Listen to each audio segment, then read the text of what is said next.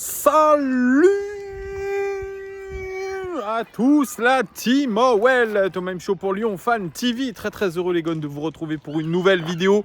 J'espère que tout le monde va bien malgré ces temps difficiles, notamment du côté de Lyon. Ça a été une nuit très compliquée. Ces événements-là, je pense, nous touchent tous, je le répète. Et il est temps vraiment que ça s'arrête.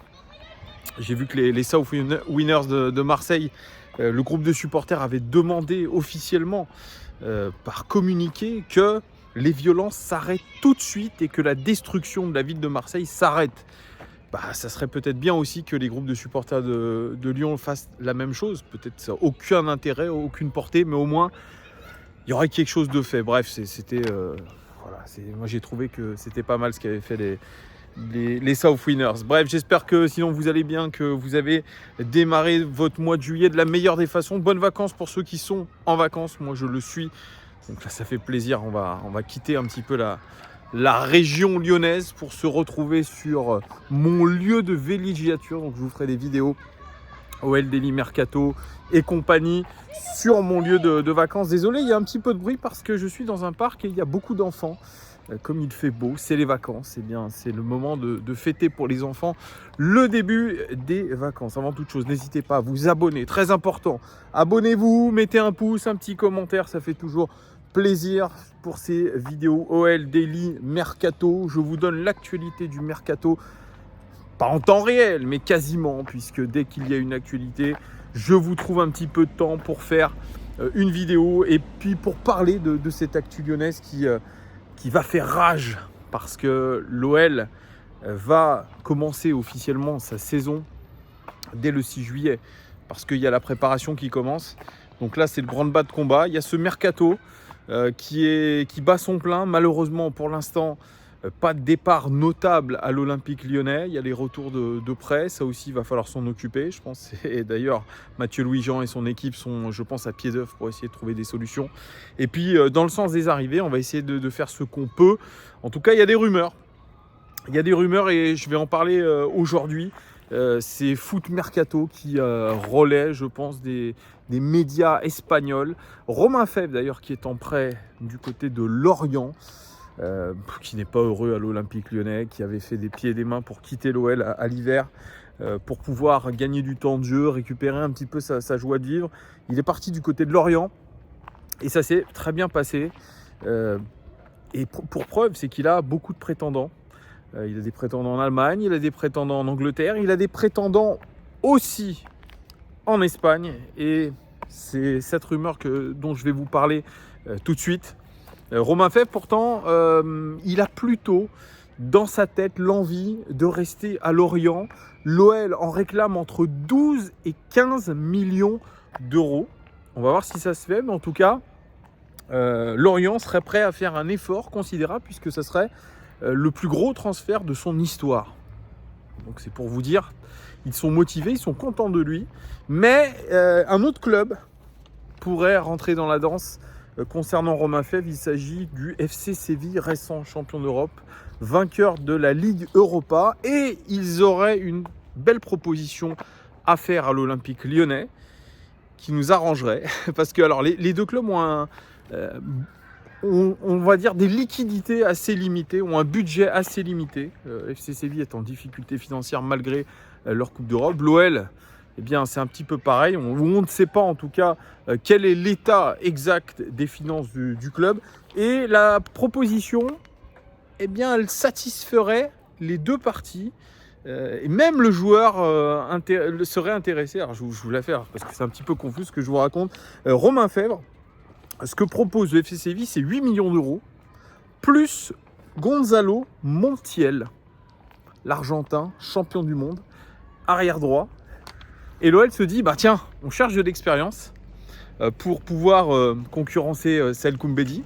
Ça tombe bien, puisque on nous propose quelque chose qui est plutôt intéressant avec un joueur qui est non seulement champion d'Europe, champion du monde avec l'Argentine, coéquipier de Lionel Messi, le capitaine et légende de l'Argentine, et surtout coéquipier de Nicolas Tagliafico en sélection. Donc on aurait deux Argentins sur les deux postes de latéraux. Gonzalo Montiel serait intéressé à l'idée d'aller chercher du temps de jeu à l'Olympique Lyonnais et de se retrouver en France à l'Olympique Lyonnais. C'est ce qui est dit dans cet article. Donc, est-ce que c'est vrai, est-ce que c'est faux? En tout cas, je trouve que ça a plutôt de la gueule. Alors Gonzalo Montiel, comme je vous l'ai dit, international argentin, champion du monde, récent champion du monde. Alors cette saison, c'est pas beaucoup de matchs joués, hein. C'est un remplaçant de luxe. En Liga, il a joué 7 matchs titulaires, 11 remplaçants, 3 passes décisives pour lui. En Europa League, 2 matchs titulaires, 5 remplaçants. En Coupe du Monde, il a fait un match titulaire et il a fait 3 matchs remplaçants. Point fort, passe clé. Très bon pour contrer le ballon. Par contre, il prend beaucoup de cartons. Il n'est pas très bon sur les centres. Mais quand vous regardez, moi qui ai suivi un petit peu le FC Séville et l'Argentine, Gonzalo Montiel, c'est un joueur qui me rappelle un petit peu Léo Dubois. Alors certains, ça va leur hérisser le poil, mais c'est le même gabarit, 1m75. Un joueur qui est très tonique sur ses jambes, qui sent bien le jeu, qui va très vite vers l'avant, qui est dur sur l'homme. C'est pour ça qu'il prend beaucoup de cartons. Il y va fort. Et c'est un garçon, alors c'est assez incroyable, puisque on va dire que c'est un porte-bonheur. Il l'appelle le porte-bonheur argentin, puisque il a tiré le penalty vainqueur de l'Argentine pour la Coupe du Monde. Rappelez-vous, c'est incroyable. Il y a eu, je crois, un bouleversement dans l'ordre des tireurs qui avait déjà été établi. Les joueurs ont changé l'ordre. Et il se trouve que Gonzalo Montiel, qui est un spécialiste des pénaltys, a tiré le tir au but vainqueur. Et deuxième fois qu'il tire un penalty vainqueur, c'est récemment en finale d'Europa League. C'est lui qui a tiré aussi le penalty vainqueur parce que c'est un véritable spécialiste de ce domaine-là. Quand il était jeune du côté de l'Argentine, pour gagner des sous, il paraît qu'il adorait défier les gardiens des contrées environnantes. Et à chaque fois, il arrivait à marquer ses pénaltys, donc ça lui faisait un petit peu d'argent de poche. C'est un garçon d'ailleurs qui est formé à River Plate, ou qui a joué de toute façon à River Plate avant d'arriver au FC Séville. Il tirait les pénaltys à River Plate, et il a notamment une technique, ou en tout cas une spécificité, c'est qu'il tire des pénaltys à l'aveugle, en tournant la tête, un petit peu à la manière de ce que faisait Ronaldinho quand il faisait des passes. Donc c'est un véritable spécialiste, et une sorte de porte-bonheur. En tout cas, c'est un joueur qui est extrêmement expérimenté. Il n'a pas peur du tout de la pression, et ça c'est quelque chose qui est hyper intéressant quand on sait que dans les matchs hyper importants, on a besoin de joueurs qui soient solides dans la tête, qui n'aient pas peur de la pression, parce que effectivement, marquer un penalty dans les dernières minutes, quand vous avez maximum de pression, quand il y a de l'enjeu, c'est toujours compliqué. On a vu Alexandre Lacazette rater, je crois, que 1 ou 2 penaltys de mémoire cette saison dans les moments chauds. Il en a raté un face au PSG, il en a raté un face à Clermont, me semble-t-il, mais sinon, il a été fort dans sa tête. Et Gonzalo Montiel, il a marqué notamment en Libertadores, en Copa Libertadores. Il a marqué, je crois même, en quart de finale de Coupe du Monde face aux Pays-Bas, aussi un penalty. Et puis voilà, tous ces pénaltys qu'il a eu à tirer, c'est-à-dire 11 dans sa carrière, ont été réussis. Donc moi, je trouve le deal intéressant. Romain Fèvre, 8 millions, on vend 8 millions Romain Fèvre, plus Gonzalo Montiel en échange. Moi, je trouve que c'est une très belle proposition. Elle me plaît, je trouve que c'est tout à fait ce genre de joueur qu'il nous faut. Donc c'est un grand oui. Il cherche du temps de jeu, il cherche aussi à se relancer. Il est jeune, il a 26 ans, donc c'est top. Il a de l'expérience, il est dans la pleine force de l'âge. Moi, ça me va complètement. Vous me direz, vous, en commentaire, ce que vous pensez de cette option-là. Deuxième information, et celle-là, elle est importante.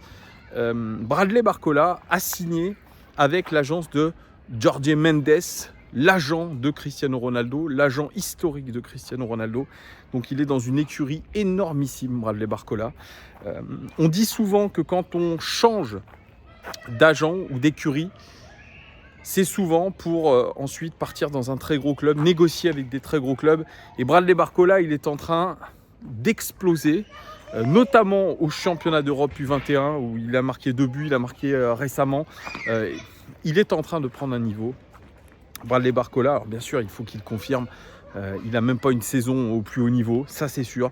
Mais en tout cas, son talent est reconnu en Europe. Et on parle de lui déjà comme un des joueurs majeurs des prochaines années.